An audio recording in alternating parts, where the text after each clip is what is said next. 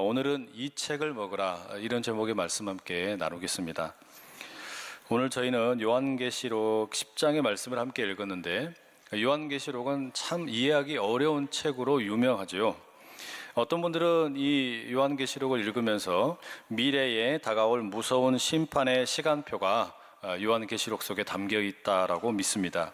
그래서 예수님이 언제 오시고 대환란은 언제 있을 것인지 또 심판은 언제 있을 것인가 이런 때를 알려주는 책이라고 오해를 하곤 합니다. 그렇지 않습니다. 예수님께서는 마태복음의 24장 36절에 이런 말씀을 하셨죠. 그러나 그 날과 그 때는 아무도 모르나니 하늘의 천사들도 아들도 모르고 오직 아버지만 아시느니라. 마지막 때, 그 마지막 때가 언제인지에 대해서는 예수님도 모르시고 천사들도 모르고 오로지 하늘 아버지만 아신다, 이렇게 말씀하셨습니다. 그러니 우리가 요한계시록을 읽으면서 시간표를 알기 위해 읽으려고 하면 곤란합니다. 그러면 요한계시록은 우리에게 어떤 이야기를 들려주는 책일까요? 이 다양한 상징과 이해하기 어려운 여러 가지 이미지들이 등장하여 참 어렵지만 이 성경 말씀은 1세기 당시 초대교회 성도들에게 믿음을 지키면서 어떻게 살아야 하는가에 대하여 들려주는 그런 내용을 담고 있습니다. 당시 이 교회 성도들은 로마의 황제를 숭배해야만 밥을 먹을 수 있었고 황제에게 절을 해야만 직업을 구할 수 있었고 예수님이 구원자가 아니라 로마의 황제가 구원자라고 말해야만 사람 구실하면서 살 수가 있었습니다. 그러니 예수님이 그리스도라고 그걸 믿고 살아가는 그 신앙을 붙들고 사는 사람들 얼마나 힘겨웠겠습니까? 출세는 고사하고 그저 삼시세끼 먹으면서 살려고만 해도 예수님 믿는 게 참 버거웠습니다. 로마 황제를 섬기며 살아야만 그런 어떤 삶의 여러 가지 조건들이 허락되었다라는 말이죠.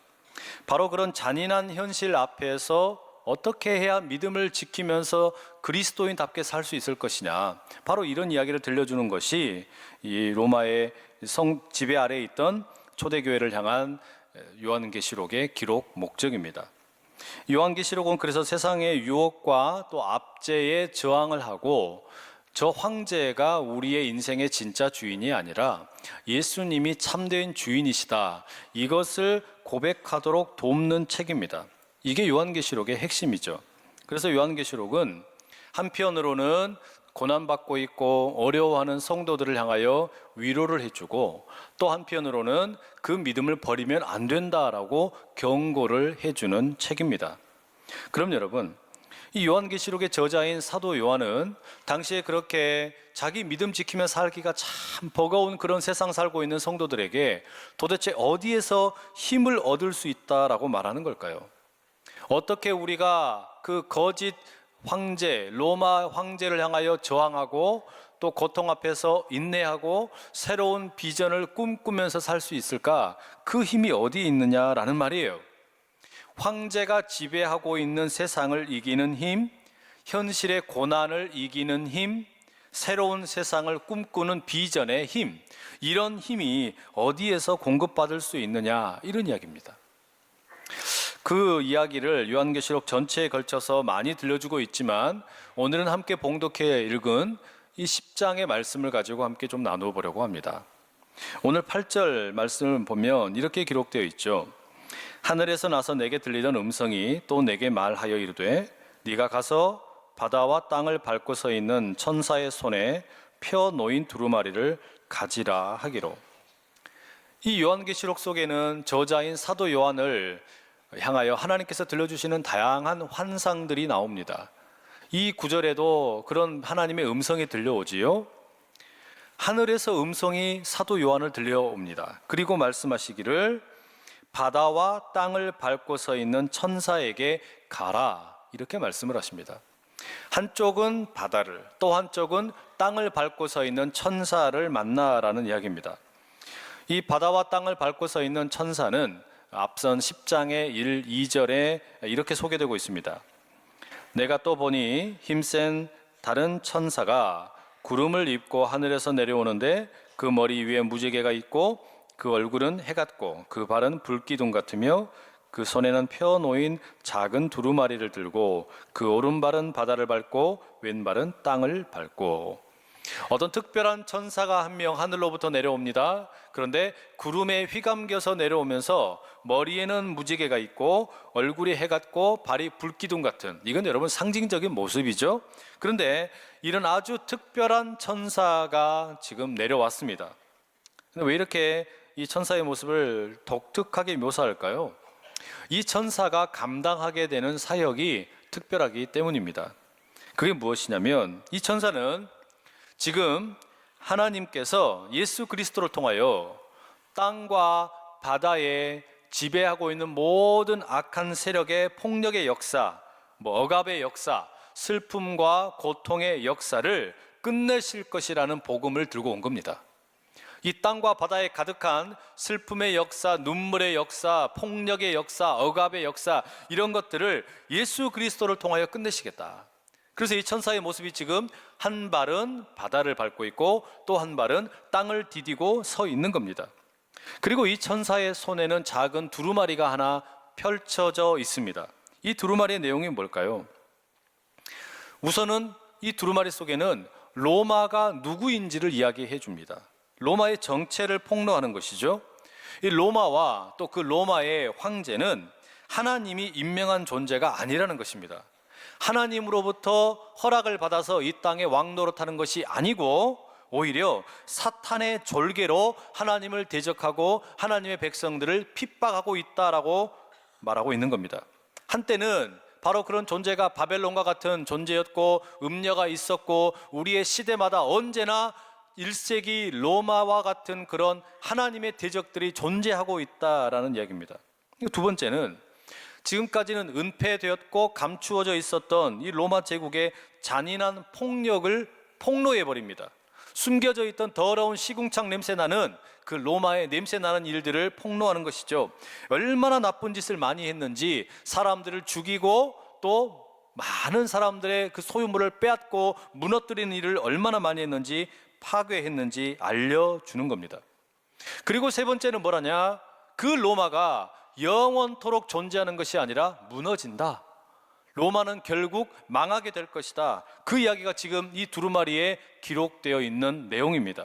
지금은 아무리 힘이 강해 보이고 모든 것을 다 이길 만한 능력이 있어 보이지만 하나님을 대적하는 그 어떤 세력이라 할지라도 개인이든 공동체든 나라든 하나님을 대적하면 결국 그런 것들은 다 무너진다. 이 이야기를 담고 있는 것이 이 두 발을 바다와 땅에 디디고 있는 이 천사의 손에 들린 두루마리의 내용입니다. 그러니 여러분 기억하십시오. 우리의 시대에도 이 1세기 초대교회 교인들을 괴롭히던 로마와 같은 그런 악한 사탄의 앞잡이 노릇하는 세력들이 아무리 많이 있다 할지라도, 그들이 아무리 힘이 세 보인다 할지라도 하나님께서는 언제나 폭로하십니다. 그들의 정체를 폭로하고 그들이 얼마나 악행을 많이 저질렀는지 우리에게 알려주고, 나아가서 그런 세력들은 결국 무너지게 될 것이라고 말씀하고 계신다는 말이죠. 그러니 여러분, 우리 하나님의 말씀만이, 하나님의 능력만이, 하나님의 영광만이 영원토록 영광 받으시기에 합당한 줄로 믿습니다. 그래서 요한계시록의 가장 뒷부분으로 가게 되면 21장 1절에 이런 말씀이 소개됩니다. 또 내가 새 하늘과 새 땅을 보니 처음 하늘과 처음 땅이 없어졌고 바다도 다시 있지 않더라. 지금 현재 사람들이 살고 있는, 성도들이 살고 있는 바다와 땅은 악한 로마와 같은 존재에 의해서 지배당하고 있고 폭력과 사망과 수없이 많은 너무나 안타까운 일들이 벌어지고 있습니다. 그러나 하나님께서는 이 성도들을 향하여 새로운 비전을 보여주시는 거예요. 새로운 하늘과 새로운 땅이 열리게 될 것이라고 말씀하고 계시는 겁니다. 지금까지는 폭력에 의해서 점철되어 있었고 사람들이 그저 약육강식에 의해서 지배하고 있었고 그렇게 수없이 많은 구린내 나는 일들이 너무나 많았지만, 그러나 때가 되면 하나님께서 새 하늘과 새 땅을 세우실 것이라고 말하는 겁니다. 그때 어떤 일이 일어나게 되냐? 지금 사탄의 앞잡이 노릇을 하면서 지배하고 억압하고 있던 것들, 그들이 지배하던 처음 하늘과 처음 땅은 사라져버리고 이제 새로운 세상이 열리게 될 것이니 이 세상을 바라보면서 힘을 얻고 이 비전을 가지고 살라고 말하는 것이죠. 근데 이 요한계시록 21장의 1절 말씀에서 우리가 눈여겨보게 되는 것은 처음 하늘과 처음 바다가, 처음 하늘과 처음 땅과 처음 바다가 없어지고, 그리고 난 다음에 한 가지 사라지는 게 있는데 그게 뭐냐면 바다예요. 처음 하늘과 처음 땅이 이제 새로운 하늘과 새로운 땅으로 바뀌어지면서 바다가 다시는 있지 않게 된다라는 겁니다. 왜 그럴까요? 구약 성경에서는 이 바다라는 것이 처음부터 하나님을 대적하던 원시적인 그런 하나님의 적대 세력을 상징하기 때문입니다. 하나님께서는 창조의 때에 바다를 한쪽으로 확 밀어내시고 땅이 드러나게 하셨지요. 또 이스라엘 백성들이 애굽에서 빠져나왔을 때 홍해를 가르시고, 그 바다를 가르시고 마른 땅을 건너게 하셨습니다. 또 광야의 백성들이 이제 가나안 땅에 들어갈 때도 요단강을 가르셔서 마른 땅이 드러나게 하여 걸어가게 하셨고, 갈릴리 바다에서는 주님께서 파도와 바람을 잠잠하게 하셨습니다. 이게 무슨 말입니까? 새 하늘과 새 땅이 세워지게 되는 그날에는 처음 하늘과 처음 땅에서 왕노릇하던 바다의 세력들, 바다의 졸개들 모두 다 흔적도 없이 사라지게 될 것이다, 이 말씀을 들려주는 겁니다. 여러분에게, 우리에게 이 비전이 날마다 세워질 수 있기를 간절히 축복합니다. 이게 지금 천사가 들고 있던 두루마리의 내용이에요. 여러분, 지금 우리에게 필요한 메시지가 이런 거 아니겠습니까? 우리는 세상에서 일주일 동안 얻어 터지고, 왼쪽에 뺨 맞고 오른쪽 뺨 맞고 코피 터져가지고 와서 여기 와서 그냥 잠깐 위로를 받는 것으로 충분하겠습니까? 세상에 어그러져 있는 모습은 그대로 있는데, 망가져 있는 모습은 그대로 있는데, 그냥 힘들었던 거 여기 와서 토해내고 나면, 위로 한번 토닥토닥 해주고 나면 그게 진짜 위로가 되냐, 이 말이에요. 진정한 문제 해결은 어디에 있는 겁니까? 이 세상이 뒤집어져야 돼요. 이 세상이 새로워져야 된다는 말이에요. 지금 요한계시록에 들려주는 복음은 우리가 세상에서 끌려다니면서 그 세상에 적응하면서 살기 위해 얻어 터지고 살다가 힘겨운 마음, 그냥 한 일주일 정도의 위력을 주는 그런 몰핀 주사 맞는 복음 말고, 이 세상을 근본적으로 뒤집을 수 있는 예수 그리스도의 복음을 선포하고 있다는 말이죠. 여러분, 이런 차원이 다른 세상을 우리가 꿈꾸며 살 수 있기를 축복합니다.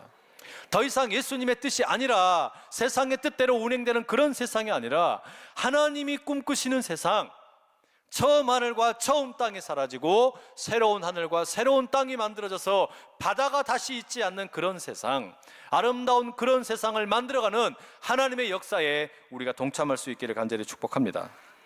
문제는요, 우리가 이런 비전에 심취해서 살아야 하는데, 우리가 바로 그런 새 하늘과 새 땅을 이루어 가시는 하나님의 마음에 합한 자가 되어서 살아가야 하는데, 그렇지 못한 경우가 많다는 거예요. 부흥사경회를 하고 나면 마음이 뜨거워지고 감격이 되고 좋다가도 어느 순간 다시 믿음이 식어버리고, 찬양을 할 때는 그렇게 기쁨이 넘치고 좋다가도 어느새 불평이 더 많이 나올 때가 있고, 예배를 드릴 때는 그렇게 감격스러웠는데 일터에 가면은 분노만 남게 되는 일들 많지 않습니까? 우리가 왜 그럴까요? 왜 나는 새 하늘과 새 땅의 비전을 바라보면서 하나님께서 우리 가운데 새로운 일을 행하실 것을 날마다 기대하며 살기 원하는데, 왜 그렇게도 부흥에 열심히 참석하고 기도도 하고 예배를 드리고 이렇게 설교도 열심히 듣는데 왜 넘어질까요? 바로 그런 모습을 오늘 본문의 9절은 이렇게 묘사합니다. 내가 천사에게 나아가 작은 두루마리를 달라 한즉 천사가 이르되 갖다 먹어버리라. 네 배에는 쓰나 네 입에는 꿀같이 달리라 하거늘. 사도 요한이 바다와 땅을 밟고 있는 이 천사에게 찾아가서 그 하나님의 계획이 담겨 있는 두루마리를 달라 요청을 합니다. 그 두루마리를 내게 주십시오. 그 비밀을 내가 알고 싶습니다. 그러자 이 천사가 뭐라 그럽니까? 알았다, 받아서 읽어라, 이렇게 답변하는 것이 아니라 갖다가 먹어버려라, 이 두루마리를 먹어버려라, 이렇게 말하는 거 아닙니까? 여러분, 지금 이 천사가 사도 요한에게 하나님의 비밀이 담겨 있는 이 두루마리를 가져다 먹어버리라고 말하고 있는데, 이게 무엇을 의미하는 걸까요? 세상을 이기는 이 비전, 그것은 잠깐의 어떤 부흥사경회나 예배를 한번 드리거나 기도 한번 하거나 이렇게 해서는 공급되는 힘이 아니라는 말이에요. 이 비전을 우리의 것으로 만들려고 하면 말씀이 필요한 줄로 믿습니다. 세상을 이기는 근본적인 힘은 하나님의 그 계획이 담겨 있는 말씀 속에 있는 줄로 믿습니다. 그 말씀을 우리가 먹어야만 살 수 있다는 말이죠. 말씀이 세상 가운데서 우리가 종 노릇하며 사는 것이 아니라 하나님의 종으로 살아갈 수 있도록 공급해주는 힘이 있다는 말이에요. 그러니 말씀을 힘있게 먹을 수 있는 저와 여러분 될 수 있기를 간절히 축복합니다. 10절의 말씀 보시면 말씀을 먹은 사도 요한의 반응이 이렇게 소개됩니다. 내가 천사의 손에서 작은 두루마리를 갖다 먹어버리니 내 입에는 꿀같이 다나 먹은 후에 내 배에서는 쓰게 되더라. 이 천사로부터 펼쳐진 그 두루마리를 가져다가 야금야금 다 먹었습니다. 이 말씀을 먹었는데 표현하기를 뭐라 그래요? 두 단계로 나옵니다. 우선 입에서 먹고 입에서 소화를 시키는 단계로 나오는데 입에서 먹는데 기가 막히게 맛있는 거예요. 꿀맛이에요. 꿀맛. 너무너무 맛있는 거예요. 그런데 이 맛있게 먹은 말씀이 이제 뱃속으로 들어가 가지고 소화가 되려고 그러니까 소화 불량이 되어버린 겁니다. 소화가 안 돼요. 고통스러워요. 아픕니다. 이게 무슨 이야기일까요? 하나님의 계획을 미리 보여주고 있는 이 두루마리 말씀을 먹는다라는 것이 입으로 먹을 때는 꿀처럼 달지 모르지만 밑으로 내려가서 내가 소화시키려고 하면 소화가 쉽지 않다라는 말이에요.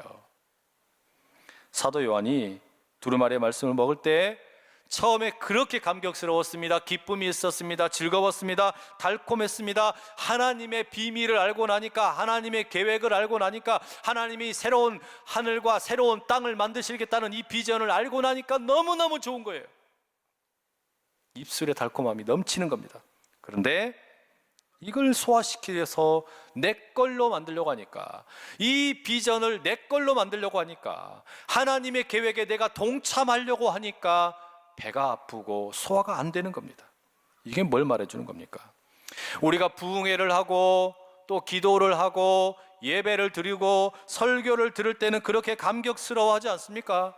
찬송가 288장의 3절, 세상과 나는 간 곳 없고 구속한 주만 보이도다. 우리 그렇게 찬송하면서 너무 좋다고, 세상과 나는 간 곳 없고 구속한 주만 보이도다, 이렇게 노래하는데요. 그런데 그렇게 달콤하고도 달콤했던 그 말씀이, 그 은혜가 시간이 지나면 어떻게 됩니까? 왜 금세 구속한 주는 간 곳 없고 세상과 나만 보이냐 이 말이에요. 구속한 주님은 간 곳이 없고 세상하고 나만 보이는 현실이 되어버리냐 이 말이에요. 왜 그래요? 말씀을 제대로 먹지 않았기 때문입니다. 입으로 내 입에 달콤하게 느껴지는 말씀은 먹지만 뱃속에 소화시키기 어려운 건 다 뱉어버리기 때문 아니냐 이 말입니다.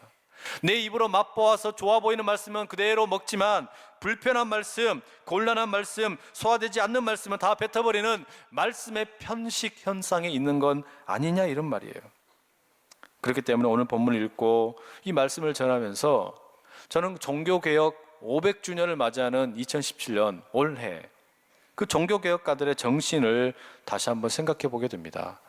종교개혁가들은 같은 장소에서 같은 시대에 활동하던 것이 아니라 다양한 시대에 다양한 장소에서 활동했었습니다. 그런데 후대에 이 사람들의 종교개혁의 정신을 후대 사람들이 정리를 해보니까 한 5가지 정도가 되더랍니다. 그게 소위 5 솔라라고 부릅니다. 5가지 오직이라는 거죠.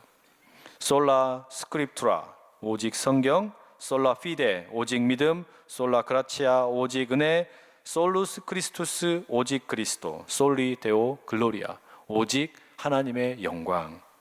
이 5가지의 정신을 가지고 종교 계획을 해가는데 그 중에 첫 번째가 뭐냐면 솔라 스크립투라, 오직 성경이라는 말입니다.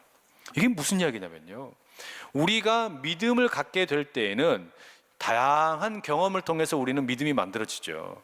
때로는 어떤 영적인 신비한 체험을 통해서 기도하는 가운데 하나님의 음성을 들으면서, 때로는 말씀을 읽으면서 예배를 드리면서 설교를 들으면서 기도하면서 찬송을 하면서 우리의 믿음이라는 것이 이렇게 다듬어져 가고 빚어져 갑니다. 그런데 오직 성경, 솔라 스크립투라라는 이 말은 무슨 의미냐면 우리의 믿음을 만들어가는 다양한 여러 가지 많은 것들이 있지만 그 모든 것은 성경 아래에 있다라는 말이에요.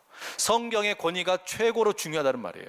내가 기도하는 거, 내가 보는 환상, 내가 하나님의 음성을 듣는 거, 내가 설교를 듣는 거, 예배를 통하여 은혜를 받는 거, 그런 것들 다 중요하지만 또 종교 어떤 교회의 전통, 뭐 직분, 직책 이런 거 다 중요하지만 그런 것들은 다 어디에 있다라는 겁니까? 하나님의 말씀인 성경 아래에 있다라는 말이에요. 그러니 우리의 모든 믿음의 결정적인 권위가 성경 아래에 있다는 겁니다. 문제는 이 성경이 그렇게 중요하다고 우리가 믿고 있고 고백을 하는 종교 개혁가들의 전통의 후손들인데 성경을 제대로 읽고 있냐 이런 말이죠. 그만큼 우리가 성경을 제대로 읽고 있느냐? 많은 경우에 우리가 성경을 액세서리 취급하는 경우가 참 많습니다. 집집마다 성경 없는 곳은 없잖아요. 뭐 어디 부적을 붙여놓는 사람들처럼 개업을 하면은 명주실과 이 황태를 갖다가 올려놓는 것처럼 이 성경 없는 집이 없어요. 그런데 정작 성경을 읽을 때 어떻습니까? 나의 입에 좋은 맛이 느껴지는 성경만 읽고 있지는 않으세요? 나에게 조금 뭔가 달콤하게 느껴지는 그런 성경만 읽고 있는 건 아니냐 이런 말입니다. 오늘 설교 제목이 이 책을 먹으라인데 이런 동일한 제목으로 유진 피터슨이라는 목사님이 책을 쓰셨어요. 그분의 책 서문에 보면은 7살 먹은 손자 한스의 이야기가 나옵니다. 이 한스라는 손자가 할머니와 함께, 그러니까 이 유진 피터슨 목사님의 아내예요. 이 한스가 할머니와 함께 박물관을 가는데 가는 도중에 배가 고파서 공원에서 식사를 하는 내용이 나옵니다. 이제 공원에 도착을 해가지고요 샌드위치를 하나 꺼내가지고 이 손자가 야금야금 잘 먹습니다. 그렇게 다 먹더니 이제는 도시락을 딱 챙겨 놓고서 가방에서 신약 성경책을 꺼낸 거예요. 7살짜리가. 그리고는 그 성경책을 빼내가지고 막 눈을 굴리면서 성경을 읽는 겁니다. 얼마나 경건하게 또 침묵 가운데 얼마나 예쁘게 읽는지 몰라요. 그러니까 이걸 보면 이 할머니가 큰 감동을 받았습니다. 그러면서 동시에 너무 우스운 거예요. 왜 그런 줄 아세요? 이 7살짜리가 글을 읽을지 몰랐거든요. 이 유진 피터슨 목사님이 이 손자 한스의 이야기를 들려주면서 뭐라고 그러시냐면 이게 오늘을 살고 있는 우리 그리스도인들의 문제가 아닌가 하는 생각이 든다는 겁니다. 이게 무슨 이야기입니까? 우리가 성경이 없는 게 아닙니다. 성경을 읽지 않는 것도 아닙니다. 또 성경이 하나님의 말씀이라는 것을 안 믿는 것도 아니에요. 그럼 문제가 뭐냐? 진짜 문제는 성경이 나를 주장하도록 성경대로 내가 살기 위해서 성경을 읽지 않더라는 말이에요. 성경을 분명히 믿는다고 말하고 성경을 읽기도 하고 성경을 가지고 있는데 내가 성경대로 살기 위해서 성경을 읽는 게 아니더라는 거예요. 이 7살 손자가 성경을 읽었으나 읽지 않은 것이고 경건하고 진지하게 성경을 대했지만 성경을 이해하지 못했고 매우 귀중한 것으로 성경을 존중했지만 이 성경이 자기가 먹고 있는 이 점심과 또 가려고 하는 박물관이나 자기의 삶이랑 무슨 관계가 있는지에 대해서 하나도 관심이 없더라는 말이에요. 여러분, 성경 읽기가 이렇게 쉽지 않습니다. 절대 성경 읽는 것이 쉬운 일이 아니라는 거예요. 고통스럽습니다. 왜요? 내가 읽고 싶은 대로 읽어야 되는 것이 아니라 성경을 내가 읽는 것이 아니라 내가 성경을 읽는 게 아니라 성경이 나를 읽어야 되기 때문에 그렇습니다. 내가 읽는 성경이 아니라 성경이 내 삶을 읽는 것이 진짜 성경 읽기이기 때문에 그래요. 그래야 내가 변하는 거 아닙니까? 그래야 내 삶이 변하는 거죠. 하나님께서는 성경을 통해서 나를 어떻게 만지실 것인지 이 성경을 통해서 하나님이 내 감정과 내 생각과 내 행동에 대해서 뭐라고 말씀하시는지 이걸 여러분 우리가 읽어야 되는 게 진짜 성경 읽기 아닙니까? 바로 그걸 요구하신다는 말이죠. 오늘 보면 마지막 11절은 이렇게 말합니다. 그가 내게 말하기를 네가 많은 백성과 나라와 방언과 임금에게 다시 예언하여야 하리라 하더라. 천사는 이제 이 사도 요한이 자기의 손에 들려있던 두루마리를 가져다가 먹고 소화시켜서 배에 아파하는 모습을 보더니 뭐라고 말하는 겁니까? 이제 드디어 많은 백성과 나라와 방언과 임금에게 다시 애원하게 될 것이다. 이게 무슨 이야기입니까? 여러분, 우리가 하나님의 말씀을 먹어야 누군가에게 전도도 하고 선교도 하고 하나님의 말씀을 전할 수 있을 텐데, 이 말씀을 전하는 것이 그저 내 입술에 달콤한 말씀을 전하는 것으로 끝나버리면 영향력이 없다라는 거예요. 진짜 하나님의 능력이 어디서 나오냐? 내가 먹었더니 말씀에 달콤할 뿐만 아니라 소화시킬 때 고통스럽고 어렵고 힘겨웠던 그 말씀이 우리 입에서 나갈 때 진정 능력 있는 말씀이 되는 줄로 믿습니다. 내가 그 말씀 살아봤더니 고통스럽기도 했고 힘겹기도 했고 어렵기도 했지만, 그러나 그 말씀이 나에게 소화가 되고 나면 그때부터 뿜어져 나오는 것은 하나님의 말씀이 되어 우리의 말씀을 듣는 그들이 변화가 일어나고 우리 주님을 만나게 되는 역사가 일어나게 될 줄로 믿습니다.